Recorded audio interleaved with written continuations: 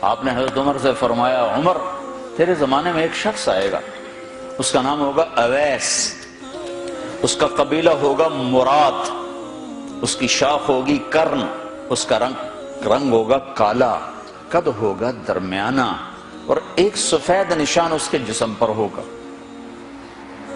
جب وہ آئے تو تم اس سے دعا کرانا، علی تو بھی کرانا، عمر تو بھی کرانا، اور میں قسم کھا کے کہتا ہوں کہ اویس جیسوں سے دنیا بھر جائے تو عمر و علی کے ایک بدن کے بال کے برابر نہیں، لیکن اس کے ذریعے سے ایک پیغام آگے پہنچانا تھا۔ تو حضرت عمر اور حضرت علی حیران ہو کر دیکھنے لگے کہ ہمیں کہا جا رہا ہے کہ اویس سے دعا کروائیں، وہ ہم صحابی وہ تابعی۔ تو آپ نے فرمایا اس نے ماں کی ایسی خدمت کی ہے، جب وہ ہاتھ اٹھاتا ہے تو اللہ ہاتھ واپس خالی موڑتا ہی نہیں۔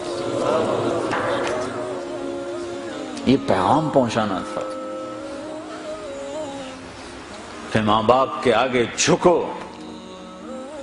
جس دیش میں آپ رہتے ہیں یہاں کام کی رفتار بہت تیز ہے، ماں باپ اگر موجود ہیں تو کم ہی کچھ نصیبوں والے ہیں جن کو کچھ اولاد کی خدمت ملتی ہے، ورنہ دیواروں کے ساتھ ہی زندگی گزر رہی ہوتی ہے۔ تو عمر رضی اللہ عنہ جب خلیفہ بنے تو ہر سال حج کرتے تھے، ہر سال ان کو ڈھونڈواتے۔ اب مجھے یہ نہیں پتا درمیان کے کوئی سال ہوں گے کہ ایک سال آپ نے حج پر سارے حاجی اکٹھے کر لیے، ایسے اپنے سامنے کا کھڑے ہو جاؤ بھائی، سب کھڑے کر لیے، کہنے لگے بیٹھ جاؤ سارے یمن والے کھڑے رہو، تو سارے بیٹھ گئے، یمنی کھڑے رہے، کہ سارے یمن والے بیٹھ جاؤ، قبیلہ مراد والے کھڑے رہو، تو سارے یمنی بیٹھ گئے، مراد والے کھڑے رہے۔ اس سال میں یمن گیا جماعت میں تو اویس کرنی کے گاؤں گیا، ان کی جگہ پیدا ہوئے، جو ان کا قبیلے کے لوگوں سے ملا، اس علاقے سے گزرا، دیکھا کہ اچھا یہاں وہ ہستی پیدا ہوئی تھی۔ خشک پہاڑ ہیں، بالکل خشک پہاڑ۔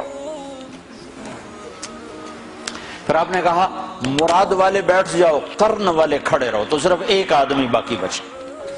تو آپ نے اس سے پوچھا تم قرنی ہو؟ کہ جی ہاں۔ اویس کو جانتے ہو؟ کہ جانتا ہوں، میرا سگا بھتیجا ہے، میرے بھائی کا بیٹا، لیکن وہ تو تھوڑا پاگل سا ہے، آپ اس کا کیوں پوچھ رہے ہیں؟ تو عمر رضی اللہ تعالیٰ نے رونے لگے، کہا وہ نہیں، تو پاگل نظر آتا ہے۔ پھر آپ نے پوچھا کدھر ہے؟ آیا ہوا ہے حج میں؟ ہے؟ کہ جی ہے۔ کدھر ہے؟ کہ جی اونٹ چرانے نکلا تھا عرفات کی طرف۔ تو حضرت عمر نے حضرت علی کو ساتھ لیا اور دوڑ لگائی اور پہنچے عرفات کی طرف، تو دیکھا تو ایک آدمی ایک کیکر کے درخت کے نیچے نفل پڑھ رہا اور اونٹ اس کے چاروں طرف چل رہے۔ تو یہ دونوں حضرات بیٹھ گئے، تو انہوں نے اویس نے محسوس کیا کچھ آ گئے لوگ، تو انہوں نے نماز مختصر کر دی، سلام پھیرا۔ تو حضرت عمر نے پوچھا کون ہو بھائی؟ کہا جی مزدور ہوں۔ کہا تیرا نام کیا ہے؟ کہا جی اللہ کا بندہ۔ کہا بھائی ہم سارے کے بندے ہیں، میں پوچھ رہا ہوں جو نام تیری ماں نے تیرا رکھا وہ کیا ہے؟ تو وہ تو پہچانتا نہیں تھا کہ عمر کون ہے، علی کون ہے، وہ تو پہلی دفعہ حج پہ تھا۔ وہ کہنے لگا تم کون ہو میرا انٹرویو کرنے والے؟ انٹرویو تو میں اپنی طرف سے کہہ رہا ہوں۔ میں کہا تم کون ہو میرا پوچھنے والے؟ تو حضرت علی بولے یہ امیر المومنین ہیں عمر بن خطاب اور میں ہوں علی بن ابی طالب۔ پھر وہ ایسے ایک دم گھبرائے، دونوں کو سلام کیا، میں معذرت چاہتا ہوں میں نے پہچانا نہیں۔ تو عمر رضی اللہ عنہ نے فرمایا ہاتھ اٹھا، ہاتھ اٹھا۔ برمنگھم والوں کو پیغام پہنچے کہ ماں کی خدمت کیسے کی جاتی، کہ عمر جیسا ہاتھ اٹھوا رہا ہے، علی جیسا، علی جیسا۔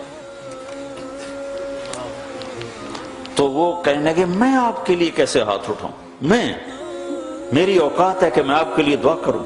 کہاں، ہمیں ہمارے نبی کا حکم تھا کہ اویس آئے تو اس سے دعا کروانی ہے، کہ جب وہ ہاتھ اٹھاتا ہے تو وہ ہاتھ خالی نہیں آتے۔ کس وجہ سے؟ تہجد، جہاد، تبلیغ، ذکر، تلاوت، تسبیح، حج، عمرے، نمازیں، روزے، ذکر، تلاوت۔ کس وجہ سے؟ نہیں، ان میں سے ایک وجہ بھی نہیں، ماں کی خدمت کی وجہ سے۔ پھر ایک اور جگہ آپ نے فرمایا کہ لوگ جب جنت میں چلیں گے تو اویس بھی چلے گا، جب جنت کے دروازے پر پہنچے گے تو اللہ تعالیٰ فرمائیں گے اویس کو روک لو باقی کو جانے دو۔ تو اویس گھبرا جائیں گے، کہیں گے یا اللہ مجھے کیوں روک لیا ہے؟ تو اللہ تعالیٰ فرمائیں گے ٹھہر جاؤ، جانے دو ان کو۔ ہاں بھائی، اب یہ سامنے جہنم کے لوگ کھڑے ہوئے ہیں، تو شفاعت کر، تیری طفیل لاکھوں انسانوں کو جنت میں ڈالو۔ تجھے اس لیے روکا ہے کہ تو شفاعت کر، جدھر تیری انگلی اٹھتی جائے گی ان کے لیے جنت لکھتی چلی جائے گی، ان کے لیے جنت لکھتا چلا جاؤں گا، جدھر جدھر تو انگلی اٹھائے گا۔ صرف پونڈ ہی سب کچھ نہیں، مائیں بھی بہت کچھ ہے۔ صرف پونڈ ہی سب کچھ نہیں ہے، باپ بہت کچھ ہے۔